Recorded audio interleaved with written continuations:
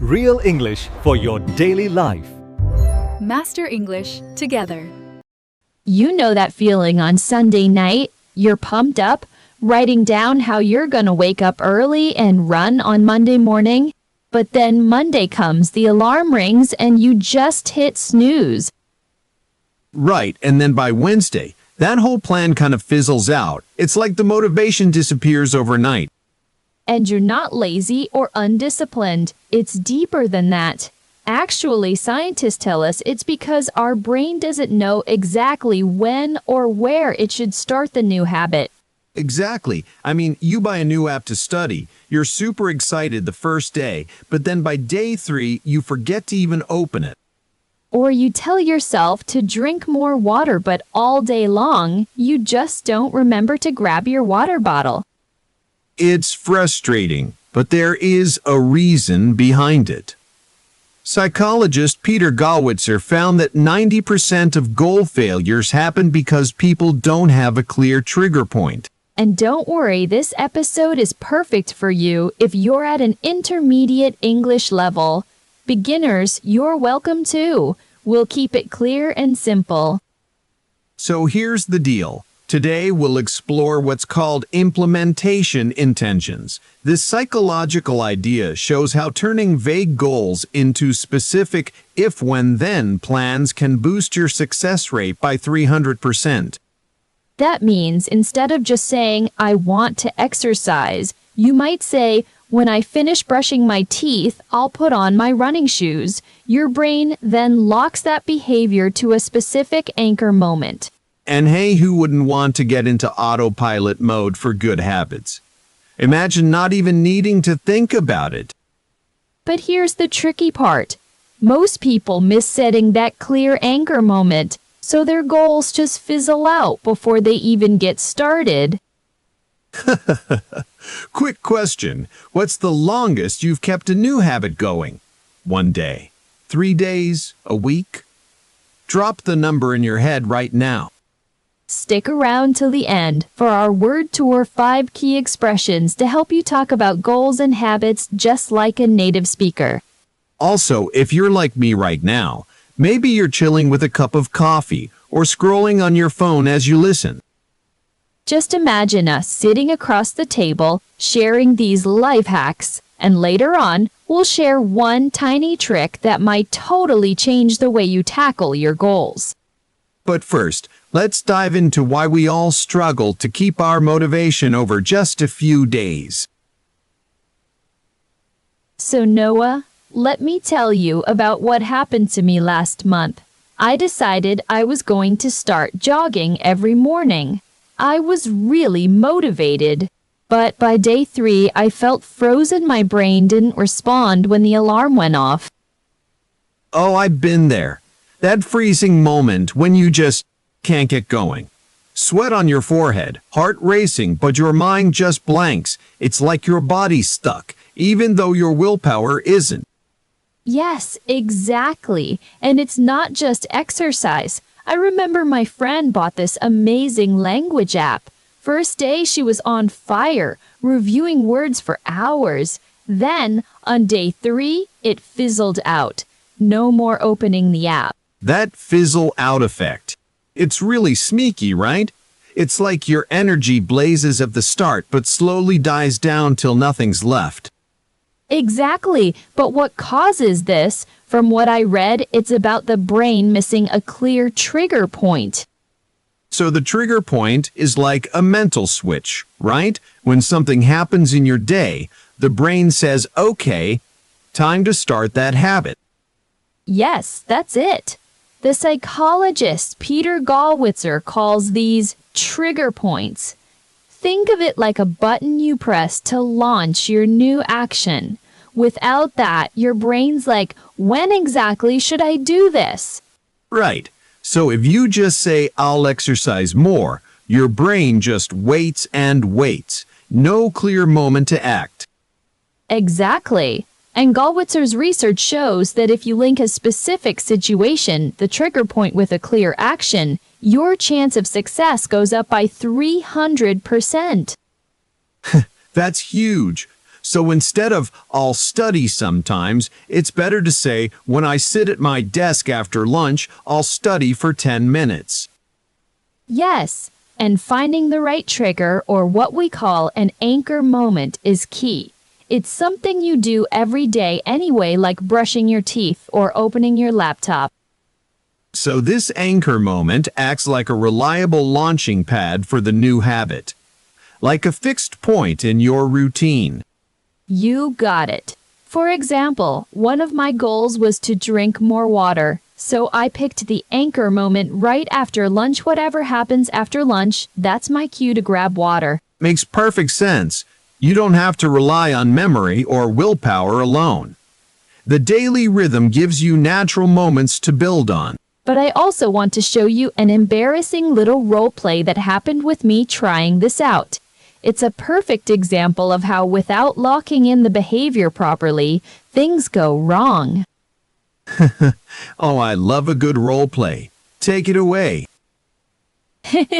All right, so picture this. I say to myself, when I open my laptop, I'll start journaling for 5 minutes. Sounds simple, right? So next morning, laptop opens. What happens? Okay, here goes.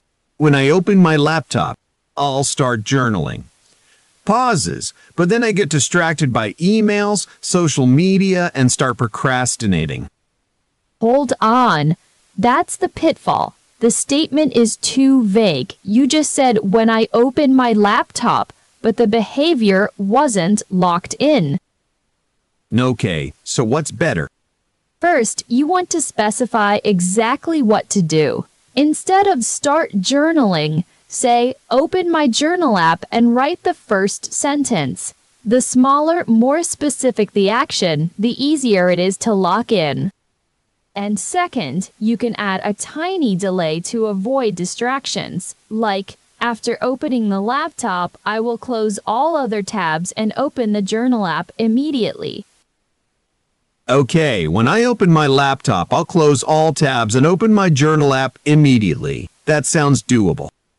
Perfect. See, that's how you help your brain switch from autopilot mode on distractions to autopilot mode on your new habit. That explanation clears things up. Your role play really shows how easy it is to mess up if you don't lock in the behavior tightly. Right? And the whole point is to get your brain wired so specifically that you barely have to think. Trigger point meets anchor moment, and bam, automatic action. Still, sometimes it's hard to find the perfect anchor moment.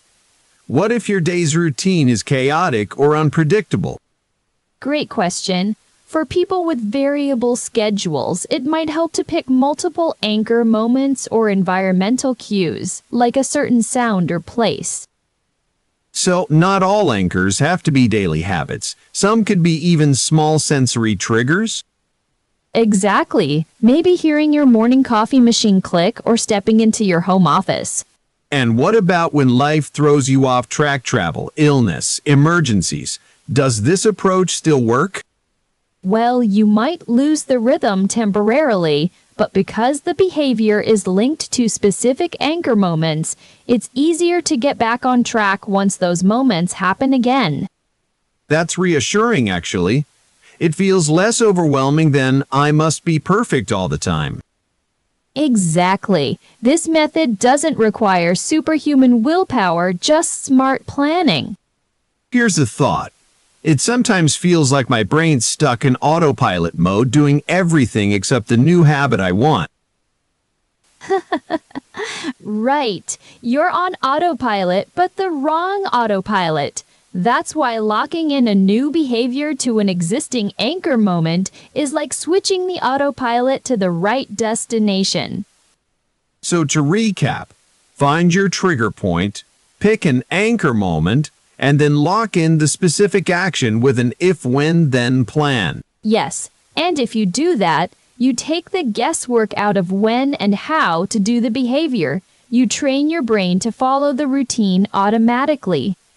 It does sound simple, but like any skill, it takes patience and practice. Absolutely. And remember, most people's goals fizzle out not because they lack desire, but because their brain isn't given clear signals to act. Speaking of fizzle out, do you think it feels worse failing quickly after high hopes? Like firing up with excitement but burning out fast? Oh, it can be painful. That initial enthusiasm is such a powerful energy, and when it fades, it can make you doubt yourself. But knowing that our brain just needs clearer anchor moments, that's empowering. It shifts the blame off our motivation. Exactly. It's less about you not trying hard enough and more about setting yourself up to win. That's why I think this theory matters so much.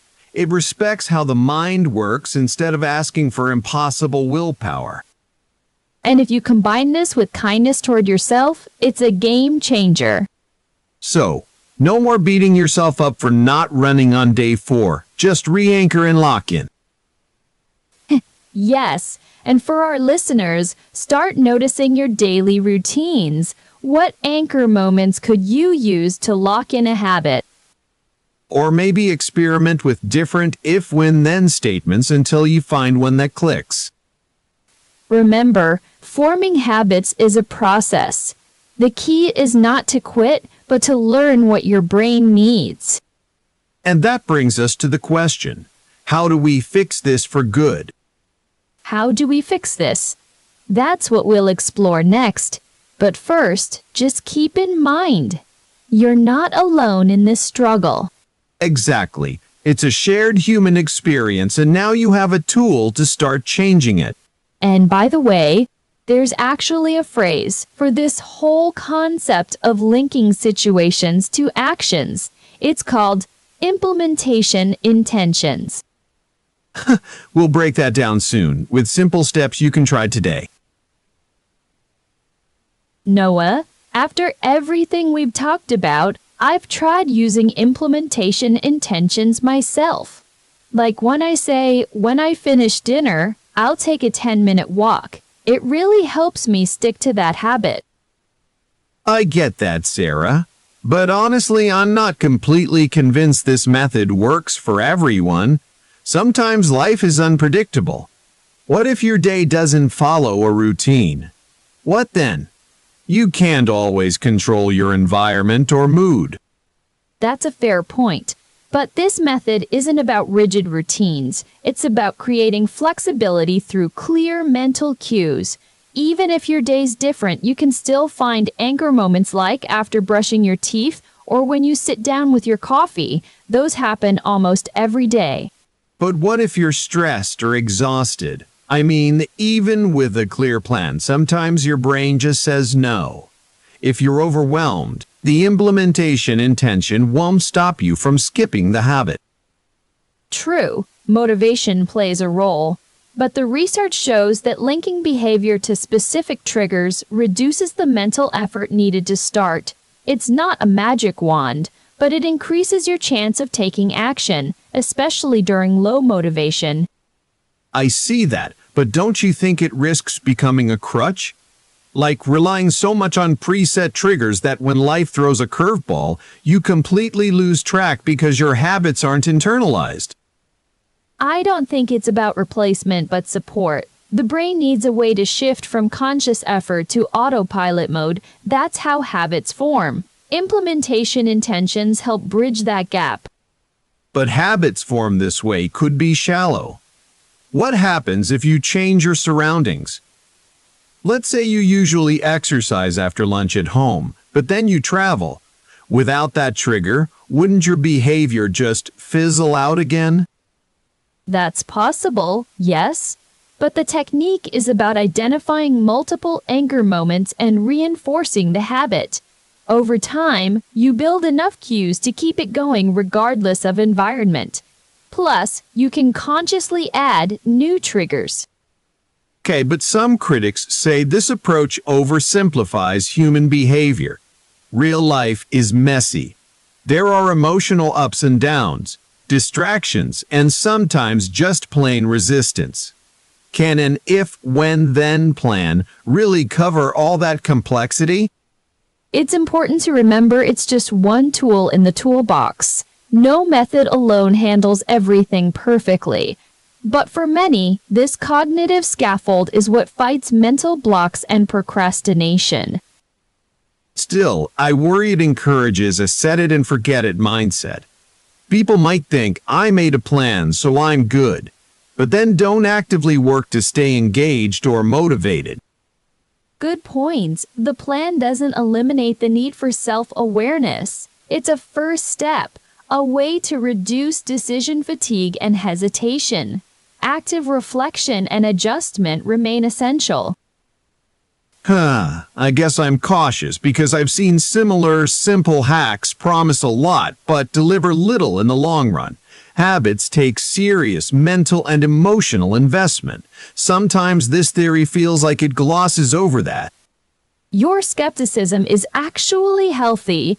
It reminds us not to expect quick fixes. However, I've read studies showing that people who use implementation intentions stick to their goals significantly longer. Can you share any numbers or studies that back that up? Sure. Peter Gollwitzer's original studies found that participants who formed clear if-then plans increased goal attainment by about 300% compared to those without such plans. Wow, that's impressive. Though I'd like to know if those studies accounted for personality differences and external factors. Not perfectly, but later meta-analyses suggest the technique is effective across many populations and goals health, academics, work productivity. Okay, I can't argue with that data, but here's another concern. Does focusing too much on external triggers risk reducing intrinsic motivation? What if people rely on anchor moments rather than truly wanting to change? That's a subtle but important question. Intrinsic motivation certainly fuels long-term habits. Implementation intentions don't replace that desire. They simply structure the action part. You still have to want the change. So it's like giving your motivation a map, but you still walk the path yourself. Exactly, and for many, the map is what prevents wandering aimlessly.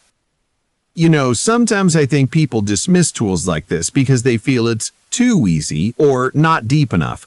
But maybe the real challenge is just starting and keeping that momentum. Yes, and when the brain operates in autopilot mode on a well-locked-in habit, it frees up mental energy for other things. To wrap up, you say implementation intentions help by defining clear trigger points and anchor moments to move habits into autopilot. I remain cautious but see the value. And I appreciate your doubts. They highlight the need to use this method thoughtfully, not blindly. So, no miracle fix but a smart part of building better habits. Spot on. Now, with this understanding, next we'll explore how to put these ideas into practice, step by step. So far, we've seen how our goals often fizzle out because our brain misses clear trigger points and anchor moments. Right. Without those specific if-when-then plans, our good intentions just stay vague and lose power quickly. But don't worry, coming up next, we'll explore 5 key expressions to help you talk about these ideas more naturally. These words connect exactly to what we've been discussing, things like lock in and trigger point. It'll make your English feel more solid, just like your habit should be. Let's get ready for our word tour and lock those words in your memory. Let's talk about some of the key words we've used today. One phrase I mentioned early on was fizzle out. It's such a vivid expression, don't you think? Definitely. Fizzle out means something starts off strong but loses energy or interest over time. Like that spark in a firework that just fades away. Right. So, when you say your motivation fizzled out, you mean it slowly disappeared. It's not a sudden stop, but more like a gentle fading. For example, my plan to study every day fizzled out after a week. That makes sense. It's a great way to describe how many goals just lose steam. And it's what happens when you don't have a clear trigger point. Speaking of that, trigger point is the mental switch we talked about. It's what actually sets the habit in motion. Yeah, it's like the green light your brain waits for. You know, a specific cue that tells your mind, okay, now's the time. Without it, the habit might never start. It could be anything a certain time of day, a location, or another action you already do, like when I finish breakfast could be your trigger point for a new habit. So this anchor point is also called an anchor moment, right? It's something steady in your day that you can build on. Exactly. An anchor moment is a reliable event you naturally do that you can tie your new action to, like brushing your teeth in the morning or turning off your phone before bed. I like thinking of anchor moments as the sturdy dock, where you tie your boat. Your habit is the boat, and this moment keeps it from drifting away. That's a perfect comparison. And once you find the right anchor moment, your brain can shift into what we call autopilot mode. Oh yeah, autopilot mode is when your behavior becomes almost automatic. You don't have to think twice about doing it. Like when you brush your teeth, you're mostly on autopilot, right? You don't analyze every step, you just do it. Exactly. The goal is to get your new habit to that autopilot level so it feels natural and effortless. And a big part of that is to lock in the behavior. That's a phrase meaning to firmly establish or secure a habit so it sticks. So, when you lock in a habit, you're making sure it stays solid and doesn't slip away. Like locking a door, you're keeping the habit safe from being forgotten or ignored. I remember once trying to lock in a morning workout by saying, when I put on my running shoes, I'll go outside immediately. That helped me a lot. And that's the power of the if-when-then formula. It pairs a trigger point with a clear action, helping you lock in new routines. I love how each of these words connects to the bigger picture. The habit starts strong, but without locking in an anchor moment and trigger point, it just fizzles out. Totally. And once you're locked in and your brain goes into autopilot mode, the effort you need drops dramatically. So, from motivation firework to steady, glowing ember, that's real lasting change. And these words aren't just handy for talking about habits. They can describe your whole learning journey too. How so? Like when your enthusiasm for English fizzles out, it's often because the trigger point or anchor moment isn't clear. Maybe you don't have a specific time or place to practice, so it becomes easy to forget. That reminds me, finding your anchor moments could be setting a daily alarm labeled English time or pairing study with a daily coffee. That creates natural trigger points. Yes, and as you do that consistently, you lock in the language habit and slowly it shifts into autopilot mode. Gradually, you think in English without trying. Then your English practice doesn't have to be a big battle. It just becomes something you do naturally every day. And that's the joy of this process. It turns vague intentions into concrete, automatic actions. Well, these 5 words sure give us a clearer way to talk about the trickiest part of goal setting. And I hope these explanations help everyone see that building habits isn't magic. It's about planning with your brain's natural way of working. That's right. It's smart, practical, and doable for anyone. So next time you find yourself struggling, think about where your trigger points and anchor moments are. And how you can lock in those moments so habits won't just fizzle out but stick around. That's the secret to turning your goals into real, lasting actions. So here we are at the end of today's episode. We unpacked why so many goals fizzle out quickly And the key is that our brain needs clear trigger points and anchor moments to lock in new habits. That's right, we learned that vague plans don't cut it. When you tie your new action to a specific if, when, then moment, your brain moves into autopilot mode. That's when habits become effortless. For practical steps, first, take a close look at your daily routine and identify anchor moments, those small things you do every day without fail, maybe brushing your teeth or sitting down for lunch. Second, create clear if, when, then statements. Something like, when I finish dinner, I'll do 10 minutes of stretching. The more specific, the better. And third, be patient with yourself. Habit building is a process. Don't expect perfection, and if you miss a day, gently get back on track without guilt. I remember a time when I tried to start journaling every morning, but gave up after 2 days. Later, I changed my approach to when I open my laptop, I'll write one sentence. Locking in that tiny action made all the difference. That's such a great example, Noah. It reminds us that habits don't have to be big or perfect. They just need that clear trigger and action to stick. So listeners, why not give this a try?